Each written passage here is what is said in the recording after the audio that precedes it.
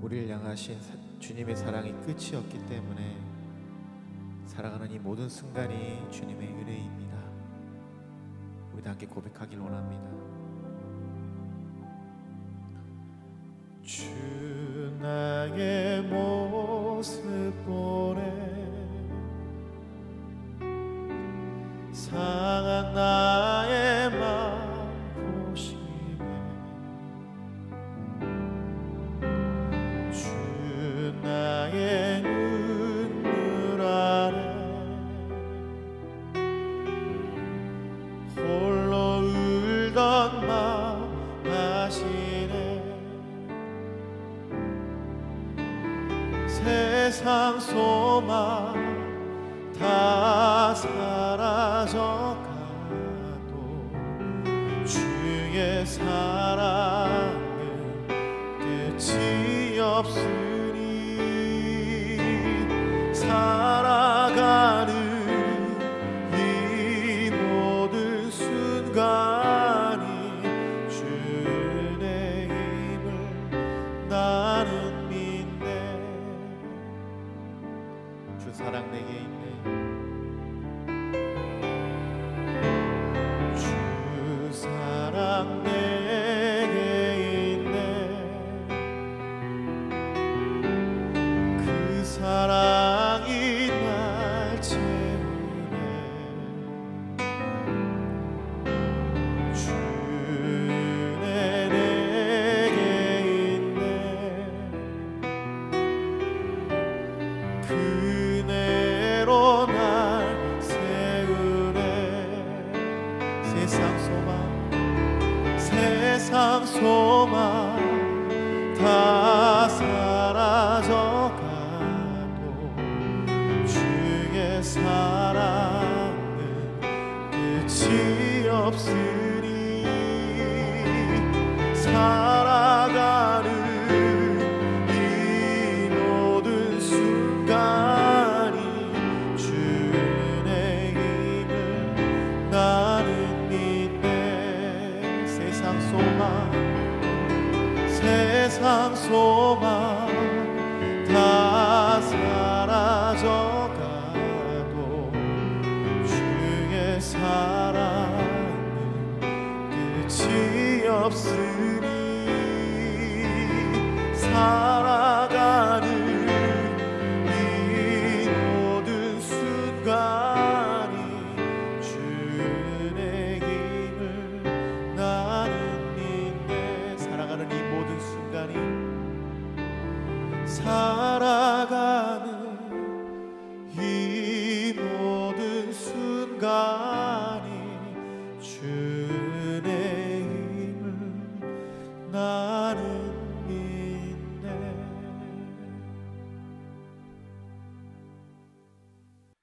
하나님, 우리의 구원자가 되시고 치료자가 되시는 그 주님의 회복의 은혜 앞에 이 아침 나아갑니다. 상한 마음과 감정들을 만져주시고 다시금 새살이 돋게 하시는 그 하나님의 회복의 은혜와 능력이 오늘을 살아가는 우리들의 힘과 위로가 되게 하여 주시고 그 하나님의 회복의 은혜 속에 참 평안과 기쁨을 누리기를 소망합니다. 오늘도 하나님의 말씀 앞에 귀를 기울입니다. 말씀을 통해 우리 속에 역사하여 주시고 그 주님을 더욱 의지하며 소망하는 이 시간이 되게 하여 주옵소서. 감사를 드립니다. 예수님의 이름으로 기도드립니다. 아멘. 이 아침 함께 나누실 말씀은 창세기 49장 29절에서 33절 말씀으로 회복의 유언이라는 제목으로 함께 말씀을 나누겠습니다. 그가 그들에게 명하여 가로되 내가 내 열조에게로 돌아가리니 나를 햇사람 에브론의 밭에 있는 굴에 우리 부여조와 함께 장사하라. 이 굴은 가나안 땅 마므레 앞 막벨라 밭에 있는 것이라. 아브라함이 햇사람 에브론에게서 밭과 함께 사서 그 소유 매장지를 삼았으므로 아브라함과 그 아내 사라가 거기 장사되었고 이삭과 그 아내 리브가도 거기 장사되었으며 나도 레아를 그곳에 장사하였노라. 이 밭과 거기 있는 굴은 햇사람에게서 산 것이니라.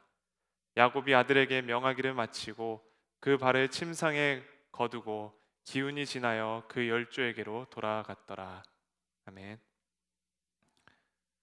오늘 본문에서 야곱은 마지막 숨을 내쉬기 전 그의 아들들에게 마지막 유언을 전합니다. 바로 그가 한평생 외면하며 살아왔던 그의 아내인 레아가 묻혀 있는 그곳에 자신을 함께 묻어달라고 하는 것이었습니다. 야곱이 레아가 묻힌 곳에 자신을 함께 묻어달라고 부탁하는 것이 의미하는 바가 무엇인지 함께 살펴보며 또한 우리에게 주시는 메시지를 나누기 소원합니다. 야곱은 평생 자신 안에 있는 그 작은 자로서의 서름을 가지고 살았습니다. 그의 삶은 늘 빼앗기고 또 빼앗고 또 빼앗기지 않기 위해 스스로 보호하며 또한 상처받고 다시 상처받지 않기 위해 먼저 상처를 주는 그러한 삶이었습니다. 야곱의 인생은 에서의 발꿈치를 붙잡음으로써 시작되었습니다. 한 발 차이로 첫째가 될 수 있었으리라는 그런 한스러운 마음을 품고 어떠한 수단과 방법을 가리지 않고서라도 장자가 되려고 하였던 그야말로 에서의 발목을 붙잡는 인생이었습니다. 저희 집에는 3명의 딸이 있습니다. 그리고 그 3명 중에 늘 가지지 못해 슬픈 아이가 1명 있습니다. 바로 저희 셋째입니다. 왜 언니 것을 뺐느냐고 물어보면 당당하게 나도 가지고 싶어서라고 말하는 아이입니다. 그리고 자신의 것은 언니들과 잘 나누지 못합니다. 언니들은 가지고 싶은데 자기의 것을 나누라고 하면 그건 또 싫어합니다. 저는 처음에는 어쩌다 이런 이기적인 아이가 우리 집에서 태어났지? 라고 생각하며 역시 사람은 날 때부터 악한 성악설이 맞아 라고 단순한 생각을 해보려 하기도 했습니다. 물론 우리가 가지고 있는 죄성은 누구에게나 있습니다. 그런데 이 아이를 자세히 관찰해 보면서 이 보이는 마음이 짠하고 아프게 하는 모습이 있었습니다. 저희 집 셋째가 막내로서 가장 어리고 작기 때문에 선택했던 방법은 바로 스스로 자신을 지켜내야 하는, 보호하는, 스스로를 보호해야 하는 것이었습니다. 이 아이는 태어나 보니 이미 위에 언니가 둘이나 있었습니다. 결코 호락호락하지 않는 언니를 틈바구니에서 자신의 목소리를 내지 않으면 살아남을 수 없다고 여긴 이 아이는 매일 이 자신의 목소리를 들리게 하고 자신의 의지를 피력하느라 온 집안을 쩌렁쩌렁 울립니다. 그런 모습이 처음에는 당황스럽고 이해되지 않았지만 이제는 막내로서 살기 위해 스스로를 지키기 위해 몸부림치는 것 같은 그런 안타까운 모습이 보이는 것 같은 아빠의 마음이 있습니다. 그렇다고 저희 집안이 경쟁과 이 생존의 룰이 지배하는 정글과 같은 곳은 아닙니다. 그렇지만 가정 안에 여러 자매들이 있다 보니까 생겨나는 각자의 그 위치적인 성향들로 인해 이러한 현상이 나타나는 것 같습니다. 그리고 어쩌면 저희 집 막내는 태어날 때부터 무언가 불공평한 세상에 태어났다고 여길지도 모르겠습니다. 야곱은 이삭의 집에 둘째로 태어나서 자신의 그러한 불공평해 보이는 자신의 인생을 바꿔보라고 하였습니다. 그래서 형에게 팥죽을 팔아 장자권을 사기도 하였고 어머니와 합작하여 아버지께 사기를 치기도 하였습니다. 그런데 그의 인생은 그때부터 더욱 꼬이기 시작했습니다. 그가 겪은 카르마, 인과응보 때문일까요? 그는 자기보다 더욱 지독한 그 라반 삼촌에게 꼬여 그의 청춘 20여 년을 바치게 됩니다. 자신이 더욱 사랑하였던 라헬이 아닌 레아를 첫 아내로 맞이해야만 했습니다. 그녀가 단순히 첫째라는 이유로 당연히 그 자리를 차지해야 한다는 삼촌의 라반의 말은 이 둘째로서 살았던 야곱의 지난날의 삶의 아픔을 다시 떠오르게도 하였을 것입니다. 그래서 라헬은 더 사랑하기 때문에 그렇지만 그에게 있어서 레아는 품어주고 사랑해야 할 대상이기보다는 그녀가 라헬의 언니라는 이유로 어쩔 수 없이 데리고 살아야 하는 여인으로 생각했을지도 모르겠습니다. 그렇다면 여기서 라헬의 인생은 어떠했을까요? 남자가 살아가는 삶의 원동력을 존경이라고 합니다. 그렇다면 여자가 살아가는 삶의 원동력은 무엇일까요? 그것은 사랑이라고 합니다. 그런데 그녀가 얼마나 많은 시간을 이 외로움이라는 감옥에 갇혀 살았을지 우리는 레아의 삶을 말씀을 통해 바라보며 가늠해 보게 됩니다. 특히 그녀의 사랑받지 못하는 이 아픈 여인의 마음은 그녀의 아들들의 이름에서 구구절절 등장하게 됩니다. 하나님도 그녀가 사랑받지 못함을 보시고 라헬보다 먼저 자식을 주셨는데 레아는 그녀가 먼저 야곱에게 이 떡두꺼비 같은 아들을 안겨주면 야곱의 마음이 그녀에게 열리리라고 믿었습니다. 그래서 그 첫째 아이의 이름을 이제는 내 남편이 나를 사랑하리로다 라는 뜻의 르우벤이라고 지었습니다. 그런데 그녀는 다시 임신을 하여 아들을 낳게 되는데 여전히 사랑받지 못한 여인으로서 둘째 아이의 이름을 여호와께서 내가 사랑받지 못함을 들으셨으므로 내게 이 아들을 주셨도다 라는 뜻의 시므온이라고 지었습니다. 아들을 둘이나 낳았지만 여전히 사랑받지 못하는 그러한 레아의 모습을 볼 수 있습니다. 그리고 셋째를 낳으면서도 그 아이의 이름을 내가 그에게 새 아들을 낳았으니 이제 내 남편이 지금부터 나와 연합하리로다 라는 뜻의 레위라고 지었습니다. 이렇게 야곱의 세 아들의 이름에서 그 이름으로부터 이 어미의 아픔이 진하게 새겨져 있는 것을 볼 수 있습니다. 하지만 레아도 그녀에게 네 번째 아이를 주셨을 때는 그녀의 아픔을 아시고 또 그녀에게 자식을 주심으로써 위로하시는 하나님의 긍휼하심을 바라보게 됩니다. 그리고 그 아이의 이름을 내가 이제는 여호와를 찬송하리로다 라는 의미인 유다라고 짓습니다. 그러나 잘 아시다시피 이후부터는 이 언니 레아와 동생 라헬 사이에 이 아들 낳기 경쟁이 시작됩니다. 그리고 이렇게 태어난 12명의 첩의 아들들을 포함한 아들들이 이 야곱의 편애로 인해서 생겨난 형제들 간의 시기와 질투로 점철된 삶을 살게 되는 것 또한 우리가 보게 됩니다. 그리고 여전히 야곱은 라헬만을 바라보며 레아와 그의 소생들을 거의 한 지붕 안에 아래에 있는 남의 가족처럼 대우하며 살았습니다. 야곱의 인생은 여러 가지로 정말 어떻게 보면 막장 같고 왜 그렇게 살아야 했나라는 질문들도 하게 되지만 그의 인생은 사실 한편으론 정말 일관성이 있었습니다. 둘째로서 받은 서름과 그로 인해 사고를 치고 집을 나와서 둘째인 라헬과 알콩달콩 만들어갈 이 가정의 꿈이 첫째인 레아 때문에 산산조각이 나고 게다가 라헬의 아들들은 12명 중에서도 가장 어린 11번째와 12번째에 태어나 그의 막내로서의 그러한 서러움을 대물림할 것 같은 상황에 그는 일관된 편애로 대응하였던 것입니다. 그리고 그는 그도 모르게 그가 사랑해야 할 아내와 아들들에게 역으로 서러운 인생을 물려주고 있었습니다. 상처를 받았다고 해서 내가 그 상처받은 꼴을 더 이상 겪고 싶지도 보고 싶지도 않아서 아픈 손가락은 내가 지키겠다, 내가 방어하겠노라 울타리를 치며 막아서지만 그 울타리에 가득 박혀있는 가시들은 라헬과 그 두 아이를 제외한 모든 가족들을 찔러대었을 것입니다. 그랬던 야곱에게 이제 인생에 가장 큰 시련이 찾아오게 됩니다. 파란만장한 인생을 살았던 야곱이지만 그에게 있어서 이번 시련은 그가 그동안 의지하고 붙들었던 것들을 철저히 내려놓게 하는 시간이었을 것입니다. 바로 그의 사랑하는 아들 요셉을 잃는 사건이었습니다. 요셉의 형제들이 가져온 피 묻은 옷만을 손에 쥔 채 그는 인생의 가장 큰 절망에 빠져 씨름하였습니다. 그렇게 살 소망까지 잃어버린 야곱은 그동안 그가 움켜쥐고 살았던 것들이 다 허망하다는 사실을 발견하였을 것입니다.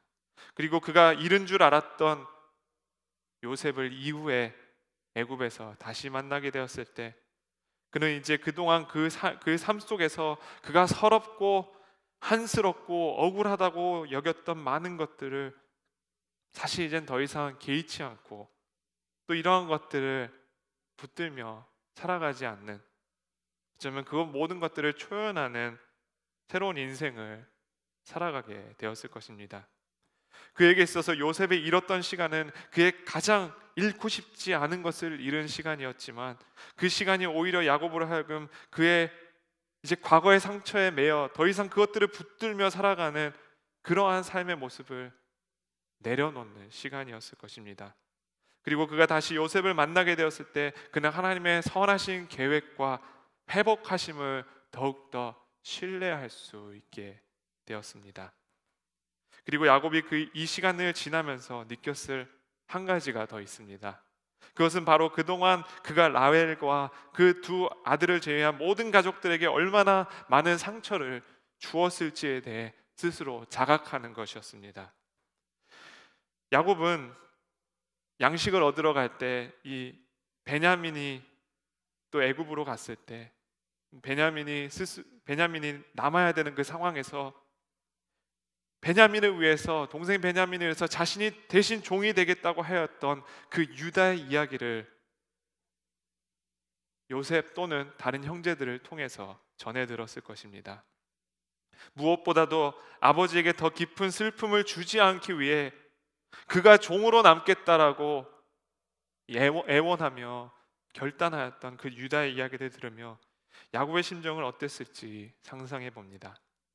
자신이 요셉과 베냐민을 편애하는 것을 알면서도 그로 인해 슬퍼할 그 아비를 위해 자신 스스로 종이 되겠다 하였던 그 유다의 이야기를 들으며 야곱은 그동안 그가 레아와 그의 아들들을 어떻게 대해 왔었는지에 대한 그러한 돌아보는 시간을 가졌을 것입니다. 하나님께서 회복을 만들어 가시는 여러 가지 방법 중에 하나님은 그 각 개인들을 돌이킴심으로 이 회복을 시작하십니다. 그리고 그 돌이킴의 시간을 지나온 개인들이 서로에게 그동안 잘못하였던 자신들의 모습을 돌아보며 서로에게 미안한 마음과 용서를 구하는 그러한 단계들을 통해 진정한 회복으로 나아가게 하십니다. 적어도 야곱과 유다는, 이 두 사람은 이러한 돌아봄을 통해 서로에 대한 그러한 응어리들을 회복하는 시간을 가졌을 것입니다. 그리고 이러한 야곱의 변화된 모습은 오늘 본문을 통해 다시 한 번 더 나타납니다. 야곱은 그의 생명이 꺼져가는 마지막 순간에 그 아들들에게 이러한 마지막 유언을 전하고 있습니다. 29절에서 그는 이렇게 전합니다. 그가 그들에게 명하여 이르되 내가 내 조상들에게로 돌아가리니 나를 햇사람 에브론의 밭에 있는 굴에 우리 선조와 함께 장사하라. 야곱은 그를 이집트 땅에 묻지 말고 그의 조상들이 묻혀 있는 햇사람 에브론의 밭에 있는 굴, 바로 그 조상들의 묘실에 자신을 묻어달라고 당부합니다. 그리고는 30절과 31절에 이어서 이 굴이 어떤 굴인지에 대해 설명하며 이야기합니다. 30절에서는 이 굴은 가나안 땅 마므레 앞 막벨라 밭에 있는 것이라. 아브라함이 햇사람 에브론에게서 밭과 함께 사서 그 매장지를 삼았으므로.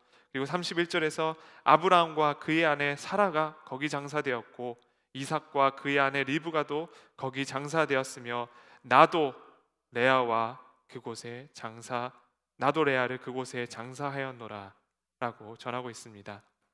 그리고 32절에서 그 밭에 거기 있는 굴은 햇사람에게서 산 것이라 라는 말을 끝으로 야곱은 33절에 그의 마지막 숨을 내쉬며 숨을 거두게 됩니다. 여기서 주목하며 보아야 할 부분은 바로 31절 말씀입니다. 야곱은 그의 할아버지인 아브라함이 사라가 묻힌 곳에 장사되었듯이 또한 그의 아버지인 이삭이 리브가가 묻힌 곳에 장사되었듯이 이제는 그 자신 또한 레아가 묻힌 곳에 자신을 묻어달라고 당부하고 있는 것입니다. 야곱은 그의 마지막 유언에 바로 그가 그토록 외면하며 외로움의 시간에, 평생의 시간에 그녀를 가둬두었던 그 레아를 이제는 자신의 정실 부인으로 인정하는 것입니다. 둘째 컴플렉스로 인해 늘 자신의 울타리를 치기 바빴던 야곱이 그의 인생을 마무리하는 마지막 순간에 자신을 그의 첫 아내인 레아가 묻힌 곳에 묻어달라고 당부합니다. 이 야곱의 마지막 유언을 듣는 이 아들들의 마음에 이 야곱의 이 마지막 말이 참 많은 위로와 회복이 되었으리라고 생각합니다. 평생 사랑받지 못한, 평생 외로움의 자리 가운데 있었던 그 어머니를 보며 그 아들들 안에 쌓여왔던 그 응어리들을 야곱은 오늘 마지막 유언을 통해 조금이나마 덜어주었으리라고 생각합니다. 특별히 아브라함과 사라가 묻히고 이삭과 리브가가 묻힌 그 10조의 묘실에 레와와 함께 그 야곱이 묻히고자 한 것은 그가 그렇게 인정하지 않고자 했던 레아와 그 아들들의 이 장자의 위치를 회복시켜 주는 것입니다. 그리고 어제 송명주 목사님께서 새벽 설교 말씀을 통해 나누어 주신 것처럼 과거의 모습에 갇혀 있지 않고 회개를 통해 변화되어진 유다에게서 진정한 이 장자의 모습을 발견하며 레아의 소생인 이 유다를 통해 통치자, 즉 왕이 세워지게 될 것이라는 축복의 예언의 말씀을 전하고 있습니다. 또한 주일 설교를 들으셨듯이 바로 이 유다를 통해 이스라엘의 가장 위대한 왕인 다윗과 그의 가문이 세워지며 그 다윗의 자손을 통해 영원한 통치자로 오실 메시아가 나오게 될 것을 예고하고 있습니다. 야곱의 축복은 이렇듯 그의 유언으로 마무리가 되어집니다. 이제 애굽 땅에서 새롭게 한 민족 공동체로 성장해갈 이 이스라엘의 아들들을 향해 야곱은 그를 레아가 있는 바로 그 땅 가나안 땅 마므레 앞 막벨라 밭에 있는 굴에 묻어달라고 하였고, 또한 그의 후손들이 이후에 가나안 땅으로 돌아가게 될 것을 예고하고 있습니다. 과거의 상처에 더 이상 얽매이지 않고 앞으로 그들이 이제 나아갈 수 있도록 이스라엘 민족 공동체가 회복의 토대 위에 잘 세워져 나갈 수 있도록 야곱은 회복의 축복을 선포하였습니다. 우리들 또한 살아가다 보면 많은 아픔과 상처들을 경험하며 살아갑니다. 그리고 각자가 이것을 조심하며 살아가 보려고 하지만 때론 우리 안에 해결되지 않는 상처와 아픔이 다른 사람들을 향한 가시가 되어 나타나기도 합니다. 우리의 내면의 상처들을 들춰보고 직면하는 것은 매우 불편하고 불쾌한 일이 될 때도 있습니다. 그러나 그럼에도 불구하고 우리는 늘 우리 안에 있는 내면의 변화들을 위해 은혜 앞으로 나아가야 합니다. 우리가 우리의 힘으로 다 회복할 수 있지 않기 때문에 우리는 더욱 하나님의 말씀 안에서 그분의 은혜로 우리를 만져주시기를 구해야 합니다. 왜냐하면 우리의 인생에서 가장 소중한 것이 있는데요, 그것은 바로 관계라는 것이고, 우리 안에 있는 상처와 아픔은 그 관계라는 가장 소중한 그것을 해롭게 하는, 너무나 해로운 영향을 끼치는 것이기 때문입니다. 나는 너무 늦었다라고 생각하지 않으시면 좋겠습니다. 야곱은 그의 인생의 마지막까지 이 상처와 아픔의 회복을 통한 그 관계의 회복을 소망했습니다. 그래서 그는 유언에 레아가 묻힌 곳에 나를 묻혀달라라고 아들들에게 당부하였던 것입니다. 그리고 늦었다고 생각할 때가 가장 빠를 때이고 지금이라는 시간이 가장 빠를 때입니다. 오늘 우리 안에 있는, 우리가 가지고 있는 아픔과 상처가 무엇인지 막상 들여다보려니 두려울 수도 있고 너무 오래 덮어두었더니 끄집어내기 어색할 수도 있지만 하나님의 은혜 안에 우리가 그것들을 마주하며 직면하길 원합니다. 그래서 우리 주님께서 우리의 아픔과 상처를 만지시고 회복하심을 경험하기를 원합니다. 그리고 우리에게 주신 소중한 관계들을 회복하는 은혜와 감사를 누리기를 소망합니다. 오늘 이 아침 함께 기도하실 때 이러한 마음으로 나아가기 원합니다.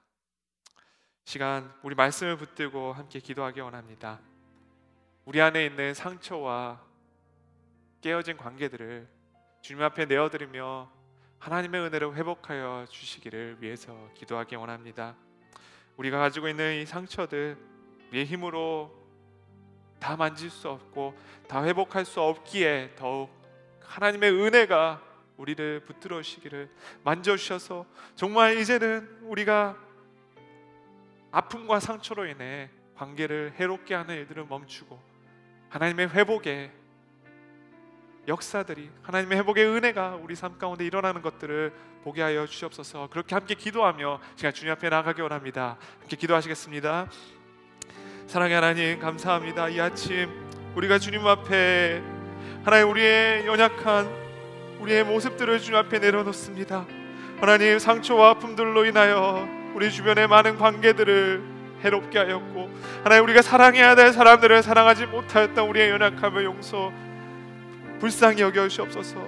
하나님의 긍휼로 우리를 만져 주시옵소서. 하나님, 그렇게 주님 우리 스스로 울타리를 치고 우리 스스로 주님 그 울타리에 가시들을 붙여 하나님 사람들이 접근하지 못하게 하였던 그러한 우리의 삶들을 돌아보며 하나님, 이제는 주님 이 일들을 멈추며 하나님의 회복이 우리를 붙들고 우리를 만지시며 인도하심을 보게 하여 주옵소서. 그러할 때 주님, 하나님 우리에게 허락하신 그 소중한 관계들이 회복되어지며 그 안에 우리가 기뻐하며 온전한 평안을 누릴 수 있도록 주님 우리를 붙잡아 주옵소서. 하나님, 그렇게 함께 하실 주님, 오늘 주님 우리의 기도 가운데 우리의 삶 가운데 우리가 마주할 모든 관계와 우리의 삶 속에서 주님 하나님의 만지심을 경험하는 오늘 하루가 될 수 있도록 인도하여 주옵소서.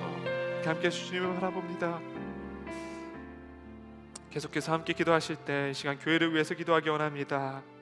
창립 29주년 예배와 행사들이 은혜 안에 잘 준비되어질 수 있도록, 그리고 이 일을 통해서 성도님들 안에 감사와 회복이 가득할 수 있도록 함께 기도하기 원합니다. 많은 것들이 준비되어 있지만 주님의 은혜가 온전히 그것들을 인도하시며 사용하실 때 정말 힘든 시간 가운데 있는 우리 성도님들 안에 회복과 또 그렇게 인도하실 주님 앞에 감사를 올려드리는 그런 귀한 시간들 될 수 있도록 함께 이 시간 기도해 주시며 이제 자유롭게 이후에 기도하시며 나아가겠습니다. 함께 기도하시겠습니다. 하나님 아버지, 이 시간 주님의 몸된 교회를 주님 앞에 올려드립니다. 29년간 하나님께서 그 신실하심과 선하심으로 인도하여 오신 그 시간들을 바라봅니다. 하나님이 하셨고 하나님께서 붙들어 오셨음에 지금까지 나아올 수 있음을 고백합니다. 하나님, 이제는 또 새로운 시대에 우리가 많은 일들을 함께 준비하며 계획하며 또 하나님 앞에 드리고자 합니다. 하나님, 주님의 은혜를 붙잡아 주시고 하나님 이 모든 일들 가운데 특별히 우리 성도님들 참 힘든 시간들을 지나고 있는데 하나님의 감사와 회복이 그곳 가운데 가득할 수 있도록 주님 붙잡아 주옵소서. 아버지, 이 시간들 가운데 우리가 하나님 더 힘든 사람들을 돌아보며 하나님 우리가 먼저 손 내밀며 또 공동체를 소망하며 또 이웃들을 향해 손 내밀 수 있는 그런 교회로 나아갈 수 있도록 붙잡아 주옵소서. 하나님, 우리 안에 주님 많은 또 회복이 필요한 우리 성도님들 하나님 그 삶 가운데 찾아와 주시고 주님 이 모든 또 교회에서 이루어지는 새로운 일들 가운데 함께 동참하며 또 우리가 하나 되어질 수 있도록 주님 이것들이 하나님께서 만져주심을 통하여 온전히 주님 우리가 회복되어지는 길로 나아갈 수 있도록 붙잡아 주옵소서. 주님, 그렇게 함께 하실 주님을 바라봅니다. 위하여 동행하여 주옵소서.